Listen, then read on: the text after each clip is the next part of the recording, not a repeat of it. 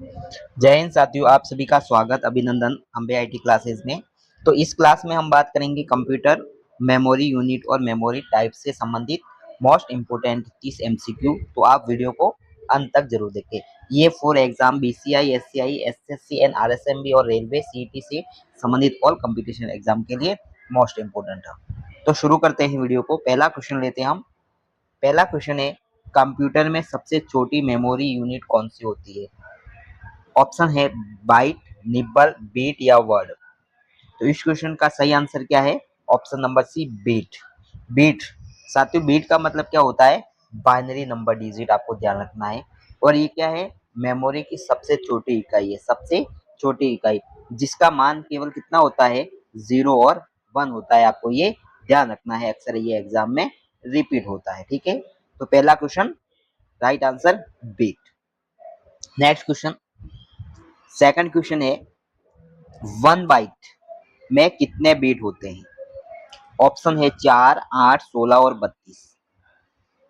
तो इसका सही जवाब क्या है? ऑप्शन नंबर बी, 1 बाइट के अंदर हमेशा 8 बीट होते हैं। कितने बीट होते हैं? 8 बीट होते हैं। और आपको ध्यान क्या रखना है? 8 बीट मिलकर क्या बनाते हैं? एक बाइट बनाते हैं, आपको ध्यान रखना है। ठीक है, और अगर हम बात करें 4 बीट की, कितनी? 4 बीट की, तो आपको ध्यान रखना है 4 बीट बराबर क्या होता है? एक निब्बल होता है। आपको ये भी यूनिट आपको ध्यान रखनी है, ठीक है, एग्जाम की दृष्टि से। ठीक है, इसका सही जवाब 8 बीट। अगला क्वेश्चन, अगला क्वेश्चन है, 1 केबी में बराबर होता है, यानी कि 1 किलोबाइट किसके बराबर होता है? ऑप्शन है 1000 बाइट्स, 100 बाइट्स, 1024 बाइट्स या 2048 बाइट्स।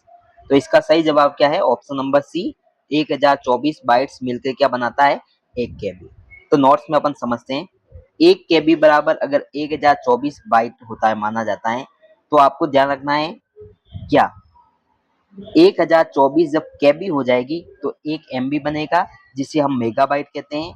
और 1024 मिलके 1 जीबी गीगाबाइट बनाएगा, और 1024 जीबी मिलके टीबी टेराबाइट बनाएगा, और 1024 टीबी मिलके एक पीबी यूनिट बनाएगा। तो आपको ये यूनिट्स भी ध्यान रखनी होगी। इसका सही जवाब ऑप्शन नंबर सी सही हो जाएगा। ठीक है, अब एक रिमाइंडर बताता हूँ। बीट सबसे छोटी यूनिट है और बाइट सबसे ज्यादा उपयोग में होने वाली यूनिट है। ये पॉइंट भी आपको ध्यान में रखने होंगे। ठीक है, नेक्स्ट क्वेश्चन देखते हैं। नेक्स्ट क्वेश्चन है, 1 एमबी बराबर होता है, यानी कि 1 एमबी किसके बराबर होता है? 1000 केबी, 1024 केबी, 1024 बाइट्स या 1 लाख बाइट्स। तो राइट आंसर क्या हो जाएगा? ऑप्शन नंबर बी, 1024 केबी यूनिट के बराबर क्या होता है?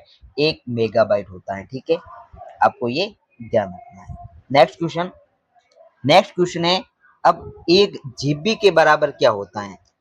ऑप्शन है 1024 एमबी, 1000 एमबी, 1024 केबी या 1000 केबी। तो आप इसका सिंपल सा आंसर हो जाएगा, ऑप्शन नंबर है 1024 एमबी होता है। ठीक है, अगला क्वेश्चन देखते हैं। Question number 6। क्वेश्चन नंबर 6 बार बार एग्जाम में रिपीट होता है।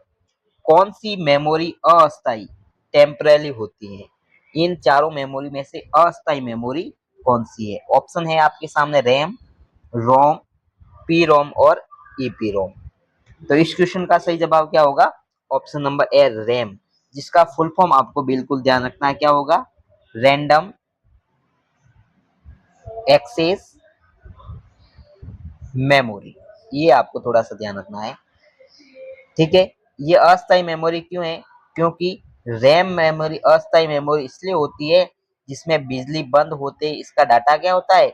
इरेज, यानी कि मिट जाता है, इसलिए इसे अस्थायी मेमोरी कहते हैं। ठीक है, तो इसका ऑप्शन नंबर ए सही हो जाएगा। अगला क्वेश्चन, अगला क्वेश्चन है, 1 टीबी यानी कि टेराबाइट बराबर होता है जीबी, जीबी, 1000 जीबी, 1024 एमबी या 1000 एमबी। तो इसका सही जवाब क्या हो जाएगा?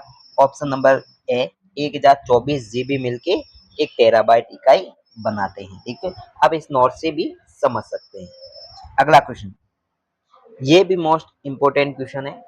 अगला क्वेश्चन है, निम्न में से सबसे तेज मेमोरी कौन सी है?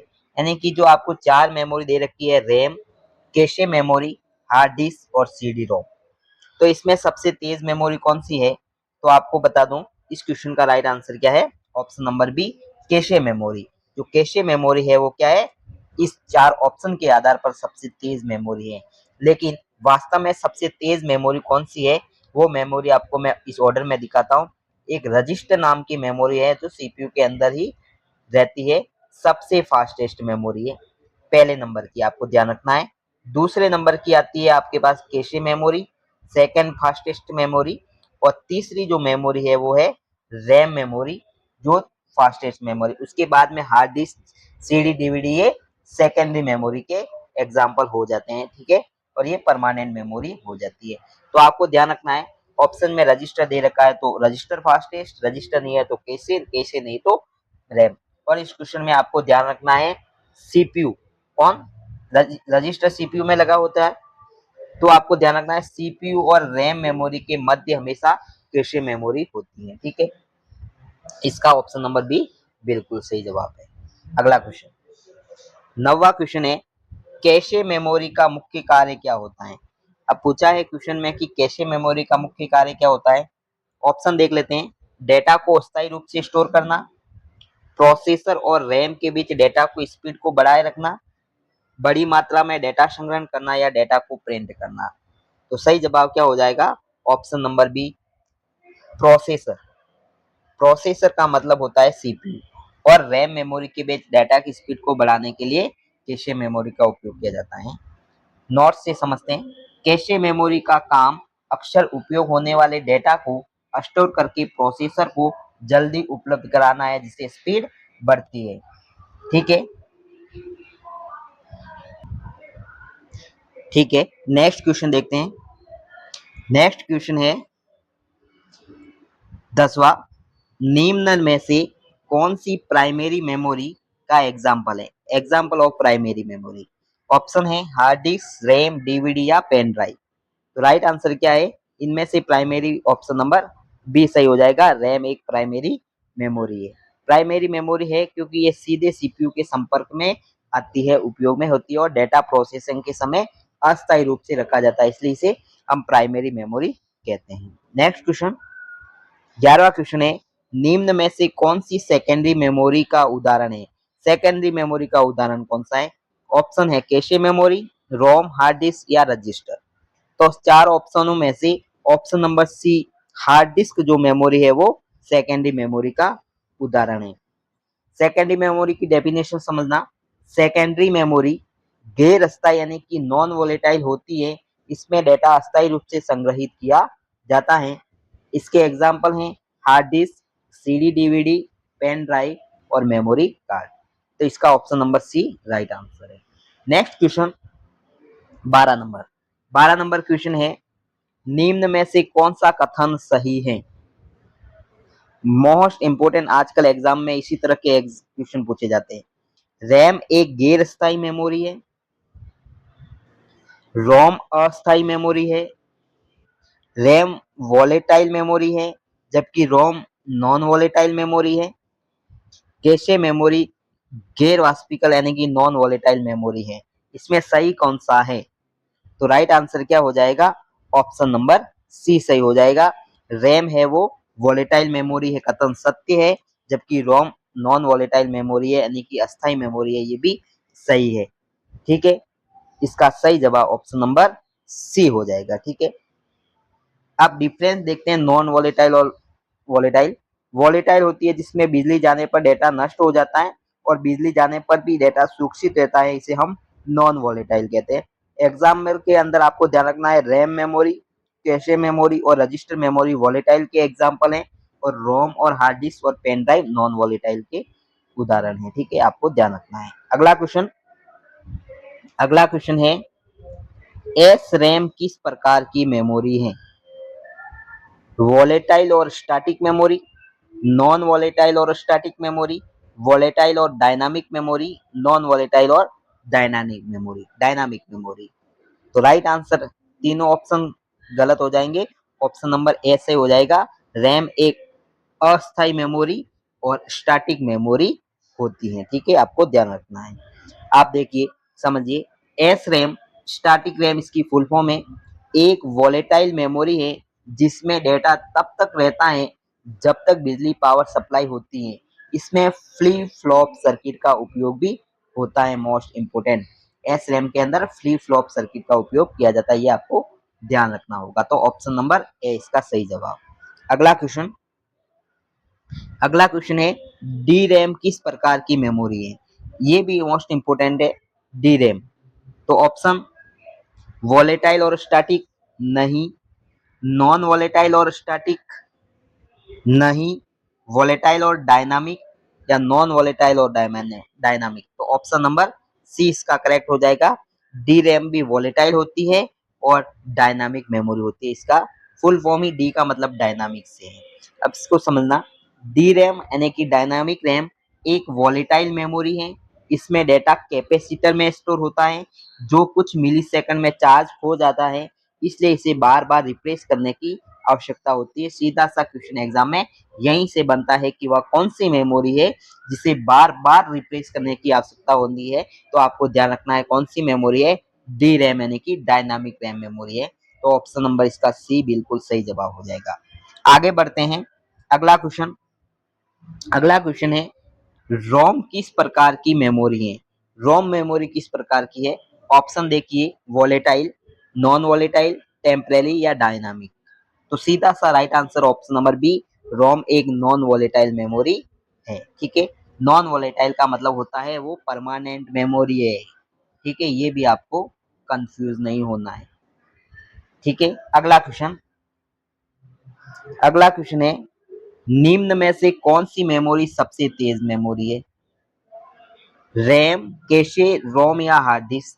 तो राइट आंसर क्या है? Option number B, cache memory. ठीक है, क्योंकि कैशे मेमोरी सीपीयू के सबसे नजदीक होती है और इसकी एक्सेस स्पीड सबसे अधिक होती है, इसलिए ये सबसे तेज मेमोरी मानी जाती है। इससे भी फास्टेस्ट मेमोरी रजिस्टर होती है, आपको ध्यान रखना है। अगला क्वेश्चन है 1 MB के बराबर होता है, तो 1 MB के बराबर आपको ध्यान रखना है क्या होता है? ऑप्शन नंबर बी, 1024 किलोबाइट होता है, ये आपको ध्यान रखना है। और आपको ध्यान रखना है बाइनरी सिस्टम का जो बेस होता है वो 2 होता है, ये भी आपको ध्यान रखना होगा। ठीक है, अगला क्वेश्चन, अगला क्वेश्चन है जो रोम मेमोरी है उसका पूरा नाम क्या है? Random output memory, read only memory, read open memory या रैंडम ओनली मेमोरी? तो सही जवाब क्या होगा? Option number B, read only memory.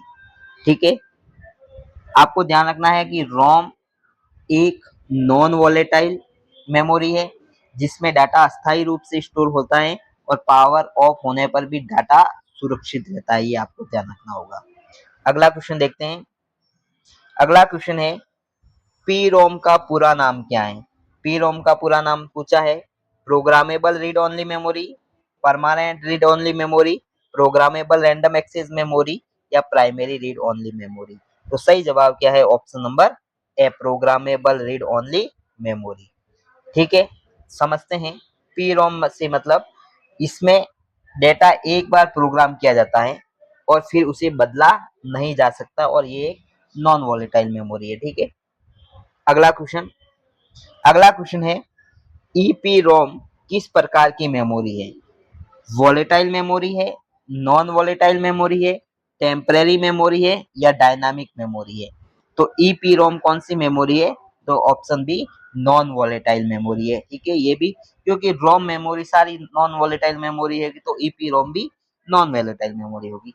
अब इसकी फुल फॉर्म क्या है? Erasable programmable read only memory. यह एक नॉन वॉलेटाइल मेमोरी है जिसमें यूवी लाइट यानी कि अल्ट्रा वॉयलेट लाइट की सहायता से इरेज यानी कि डाटा को मिटाया जा सकता है, आपको ध्यान रखना है। ठीक है, ऑप्शन नंबर बी इसका सही जवाब। अगला क्वेश्चन, अगला क्वेश्चन है डबल ईपी रोम किस प्रकार की मेमोरी है? वॉलेटाइल, नॉन वॉलेटाइल, टेम्परेरी या डायनामिक? तो ऑप्शन नंबर बी इसका भी सही होगा, नॉन वॉलेटाइल। ईपीडीएम की फुल फॉर्म है इलेक्ट्रिकली इरेजेबल प्रोग्रामेबल रोम। एक नॉन वॉलेटाइल मेमोरी है जिसे बिजली इलेक्ट्रिक की सहायता से मिटाया जाता है और पुनः प्रोग्राम भी किया जा सकता है। आगे बढ़ते हैं और अगला क्वेश्चन लेते हैं। अगला क्वेश्चन है 22 नंबर, निम्न में से कौन सी मेमोरी नॉन वॉलेटाइल गैर अस्थायी मेमोरी होती है, नॉन वॉलेटाइल मेमोरी होती है। रैम, कैशे, रोम या रजिस्टर। तो अस्थायी मेमोरी, गैर अस्थायी मतलब अस्थायी, अस्थायी मेमोरी, तो option number C ROM is right answer. ठीक है, आप देखिए, नॉन वॉलेटाइल मेमोरी वह मेमोरी होती है जिसमें पावर ऑफ होने पर डाटा सुरक्षित रहता है। इसके उदाहरण आपको ध्यान रखना है, रोम, पी रोम, ईपी रोम और डबल ईपी रोम सारे नॉन वॉलेटाइल मेमोरी के एग्जांपल है। तो यहाँ से क्वेश्चन आपका गलत नहीं होना चाहिए। अगला क्वेश्चन 23 नंबर, कंप्यूटर में मुख्य मेमोरी के रूप में किसका उपयोग किया जाता है? ऑप्शन हार्ड डिस्क का, रैम का, पेन ड्राइव का या सीडी डीवीडी का। तब कंप्यूटर में मुख्य रूप से मेन मेमोरी के रूप में हम रैम मेमोरी का उपयोग करते हैं, इसलिए इसका सही जवाब ऑप्शन नंबर बी हो जाएगा। ठीक है, नोट देखिए, रैम कंप्यूटर की मेन मेमोरी होती है, इसी में सीपीयू काम करने के लिए डेटा और निर्देश रखते हैं और एक वॉलेटाइल मेमोरी होती है। ठीक है, आगे बढ़ते हैं। 24 नंबर क्वेश्चन, किस मेमोरी को पढ़ा और लिखा जा सकता है? मोस्ट इंपोर्टेंट ऑप्शन है रोम, पी रोम, रैम या ईपी रोम। तो राइट आंसर क्या होगा? रैम मेमोरी में हम रीड एंड राइट कर सकते हैं, रोम, पी रोम और ईपी रोम में नहीं कर सकते हैं, आपको ध्यान रखना है। नोट देखें तो रैंडम एक्सेस मेमोरी, इसे हम रीड और राइट दोनों कर सकते हैं, एक वॉलेटाइल मेमोरी है जिसमें डाटा को पढ़ा भी जा सकता है और लिखा भी जा सकता है। ठीक है, अगला क्वेश्चन 25वां, किस मेमोरी को अस्थायी मेमोरी कहा जाता है? ऑप्शन है रोम, रैम, पी रोम या ईपी रोम, स्टार वाला क्वेश्चन। तो राइट आंसर क्या है? रोम एक अस्थायी मेमोरी है। क्यों है? क्योंकि इसमें पावर ऑफ होते पर डाटा मिट जाता है, आपको ध्यान रखना है। ठीक है, अगला क्वेश्चन जो भी मोस्ट इंपोर्टेंट क्वेश्चन है, निम्न में से कौन सी मेमोरी को बायोस स्टोर करने के लिए उपयोग किया जाता है? ये बीसीआई एससीआई के लिए मोस्ट इंपोर्टेंट क्वेश्चन है, रट लेना क्वेश्चन, एग्जाम में आया हुआ है पिछली बार। ऑप्शन है रैम, रोम, कैशे या हार्ड डिस्क। राइट आंसर क्या होगा? रोम मेमोरी। ठीक है, क्या है BIOS? Basic input output system है, अस्थायी रूप से डाटा को स्टोर करता है, जिसमें रोम का उपयोग किया जाता है। ठीक है, और रोम हमेशा नॉन वॉलेटाइल मेमोरी है जिसमें डाटा हमेशा सुरक्षित रहता है। अगला क्वेश्चन 27वां 27वां क्वेश्चन है, कौन सी मेमोरी विद्युत इलेक्ट्रिसिटी की सहायता से डेटा को मिटाकर पुनः लिखा जा सकता है? ऑप्शन है डबल ईपी रोम, पी रोम, ईपी रोम या रोम। तो राइट आंसर क्या है? ऑप्शन नंबर है डबल ईपी रोम। ठीक है, आगे बढ़ते हैं। अगला क्वेश्चन है 28वां, निम्न में से कौन सी मेमोरी का उपयोग कंप्यूटर की स्टार्टअप प्रक्रिया में होता है? रैम, कैशे मेमोरी, रोम या हार्ड डिस्क। तो स्टार्टअप प्रक्रिया में ऑप्शन नंबर सी रोम। ठीक है, नोट समझे तो रोम में BIOS basic input output system होता है जो कंप्यूटर को स्टार्ट करने में मदद करता है, इसमें आवश्यक निर्देश और प्रोग्राम अस्थायी रूप से स्टोर होते हैं। तो ऑप्शन नंबर सी इसका सही जवाब होगा। नेक्स्ट क्वेश्चन है, कौन सी मेमोरी का उपयोग मुख्यतः डेटा को लंबे समय तक सुरक्षित रखने के लिए हम करते हैं? लंबे समय तक, तो रैम, कैशे, रजिस्टर तीनों टेम्परेरी मेमोरी है, ऑप्शन नंबर सी इसका सही जवाब होगा। हार्ड डिस्क, हार्ड डिस्क एक सेकेंडरी स्टोरेज डिवाइस है जिसका उपयोग डेटा को लंबे समय तक लॉन्ग टर्म सुरक्षित रखने के लिए किया जाता है, यह नॉन वॉलेटाइल मेमोरी होती है। ठीक है, तो ऑप्शन नंबर सी इसका सही जवाब होगा। अगला क्वेश्चन, 1 GB लगभग किसके बराबर होता है? तो 1 GB लगभग किसके बराबर होता है? सीधा सा आंसर है 1024 मेगाबाइट के बराबर होता है। ठीक है, तो साथियों ये मोस्ट इंपोर्टेंट 30 एमसीक्यू थे मेमोरी यूनिट से संबंधित। तो आई होप आपको वीडियो अच्छा लगा हो, तो चैनल को लाइक, शेयर एंड सब्सक्राइब कर हमें सपोर्ट जरूर करते हैं। मिलते हैं जल्द नए वीडियो में, तब तक के लिए धन्यवाद।